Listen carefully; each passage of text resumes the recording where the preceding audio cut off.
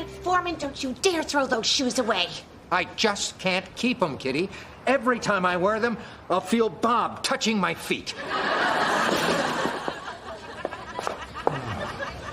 Are you throwing away my shoes? No. Now by rubbing old food on them. I'm throwing them away, Bob. Look, I appreciate the thought. No, well, that's not true. I mean, shoes are a weird gift to give another man. I mean, what's next? A weekend in Cancun? Okay, fine. I bought the shoes for myself, but they pinched my toes, so I decided to pawn them off on you as a gift. You were just trying to screw me over? Well, I can respect that. Thanks for the shoes, Bob. See, I have a friend. No, this is not the way friends act. He was gonna throw away your present, Bob. Come on, Kitty, I gave him shoes. That's weird. I'm surprised he didn't punch me in the face right then. I almost did. Stephen, we need to talk to you about something pretty important. Look, whatever you found in my room was planted there. No. What's in your room? Brad, stay focused. Yeah, stay focused. All right, Stephen, just for the record, I told her to mind her own business. And then she said, fine, you can make your own dinner. So, here we are. No. Stephen, we found out that the man you think is your father isn't really your father. Your real father's name is William Barnett, and he lives in Milwaukee. Oh, my God. Stephen, this is so exciting. You have a whole new family, which is great because I hate your family. Stephen, I know you have a lot of feelings and emotions, and maybe you want to cry. Tell him. Yeah, I don't like guys that cry. Okay, will you two please? Stephen, are you okay? Well, I don't really know the guy who's supposed to be my dad.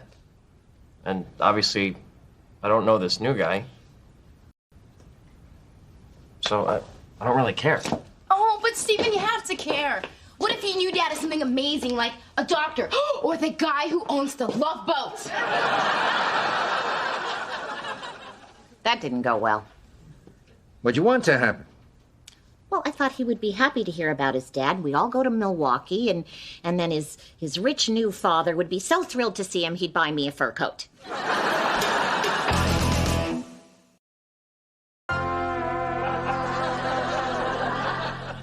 Ugh, the Three Stooges have such bad hair.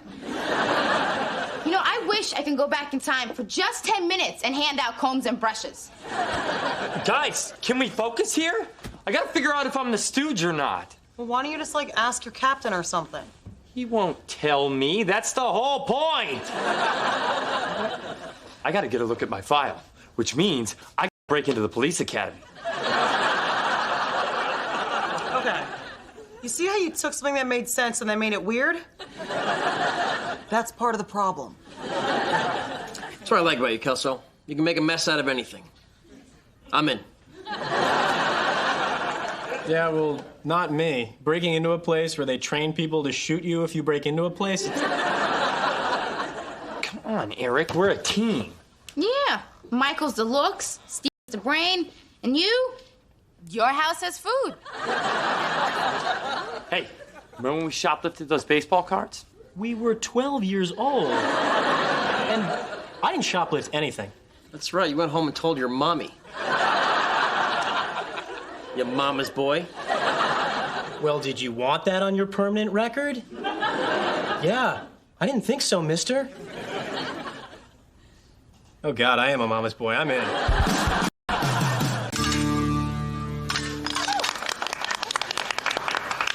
Wow, I love this place. It's not just dinner, it's a thrill ride. There's a small chance you're getting knifed. I don't know, Bob. I tried to avoid Asians with weapons ever since 7,000 of them tried to kill me.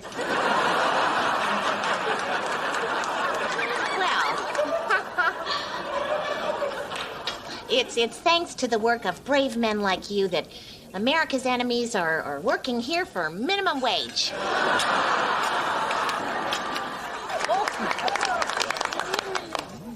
Mom, would you please stop playing with his hair? You don't know where it's been. I think a good dinner time policy might be everybody feeds and grooms themselves. Oh, and speaking of grooming, Pamela, I noticed that your skirt was torn all the way up to your thigh.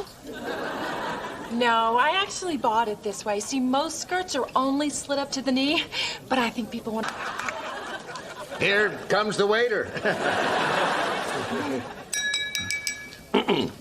I'm glad you're all here to help me celebrate this very special time with this very special lady. Oh, Bob, it means a lot to me that you realize how special I am. I do. That's why I want to ask you to move in with me. Oh, my God! Gosh, Bob, that's really sweet. And I'd really love to, but I'm seeing someone else. Sorry. But you'll still come visit, right?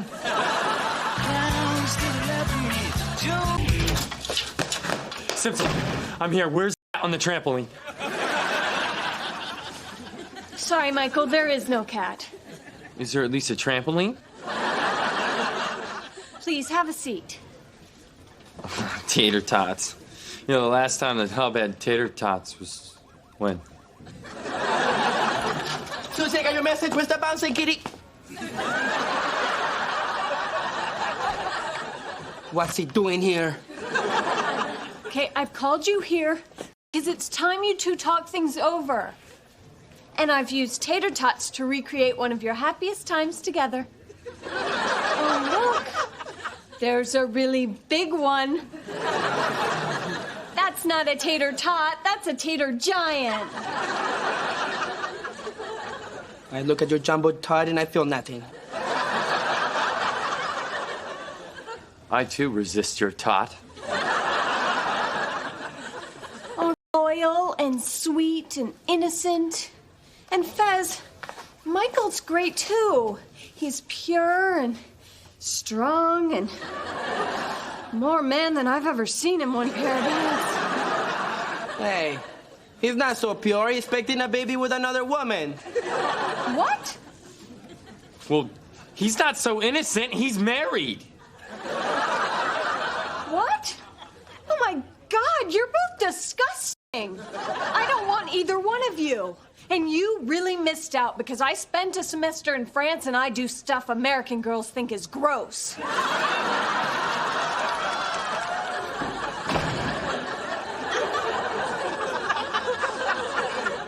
So, do you get what I'm saying? I think so. He was busy? In my house! I raised him better than that. I know this is weird, but I don't have anyone else to talk to. Really? Did you call around? I could give you some numbers. No, I'm sorry. Okay. You and Eric need to be able to talk about this. I'm sure it'll be awkward at first, but, well, then, I'm afraid it's just going to be awkward all the way through. So, do you and Red have these kinds of conversations? Oh, no. No, we don't talk about stuff like this. Red can't even be naked in a room with a mirror. Right. Well, I'm sure Eric and I will be able to talk about this like we talk about everything. Because that's what you do. In an open, mature relationship, you face things head on. Oh, God. Dirty!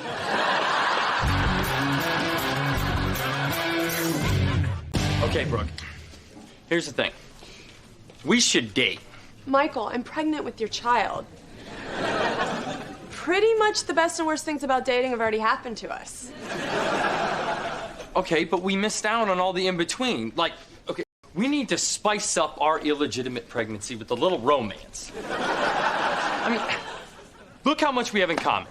You are having my baby, and I am the father of your baby. Okay, look, don't pretend you want to go out with me just because you feel guilty. Brooke, I want to go out with you because you're hot. Okay, fine. But I'm not hot. I've gained 6 pounds. But that's okay, because it's mostly in your boobs. See, nature does this to keep us guys around while you gals chunk out. My plan to have sex with virgins failed. So I've widened my search from virgins to everyone. Basically, you're back to where you started this morning. Not really. I had some pie. I've done less in a day. Well, Donna, turns out Brooke doesn't like intelligent men. Kelso, you didn't have sex with her, man. Just let it go. Michael, I need to talk to you.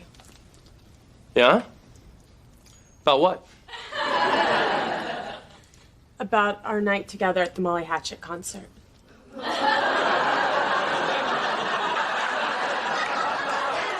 Excuse me.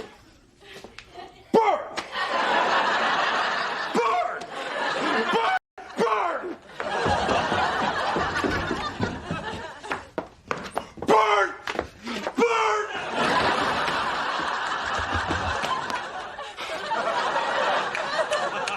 Burn. We totally did it! Michael, I just found out I'm pregnant. I never touched her!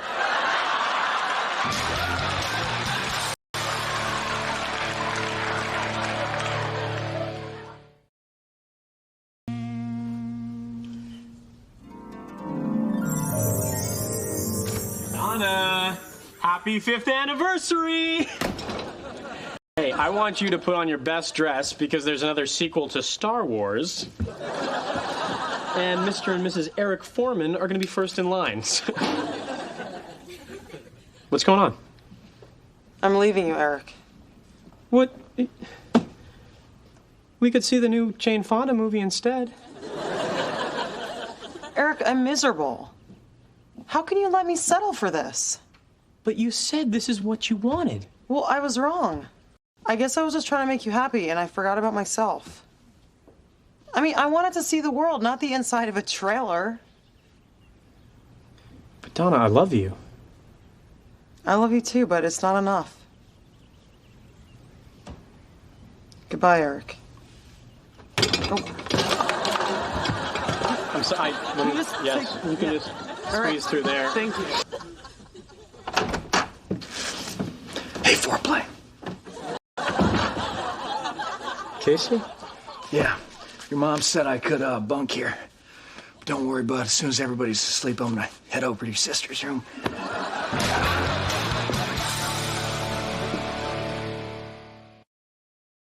And midnight. So long, 17. In the words of Alice Cooper, I'm 18 and I like it. Happy birthday, man. Let's give him his present. A case of 23 beers! Kelso, well, I deserve one. I carried it. Yeah. That tastes like 18. Whoa! Check out the new stereo! Oh, it plays records and 8-tracks? This thing's like right out of the future. Yeah, Donna gave it to me. I think she feels bad that she's going to college without me. So on the one hand, I'm losing the girl that I've been in love with since I was 5, but on the other hand, I get a crappy stereo. Score! Well, I mean, she's gonna dump you eventually. Rock and roll never dies.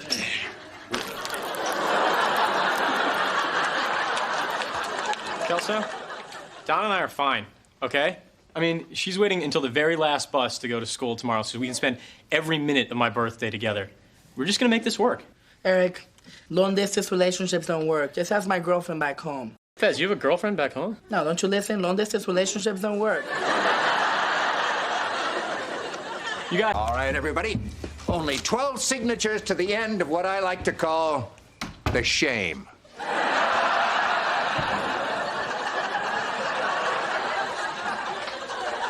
Still there. and he calls to me. Like a box with something mysterious in it. There's nothing like a present wrapped in beautiful paper. It's like Cary Grant in a tuxedo. I just want to rip it off. Don't touch it. I'm not. I'm smelling it. Ooh. What does it smell like? A box. I hope it's a sewing machine. Hope it's a TV. Hope it's a chocolate TV. There could be perishables in there.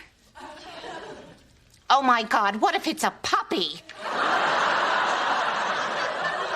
We have to open it. I don't care if Eric's in there. It's going back. Now, let's get these signed. Look, right here. Paper's ripped. Oh my gosh, you're right. I see part of a word, more. And under that, something crow. More crow. More crow. It's a Kenmore microwave!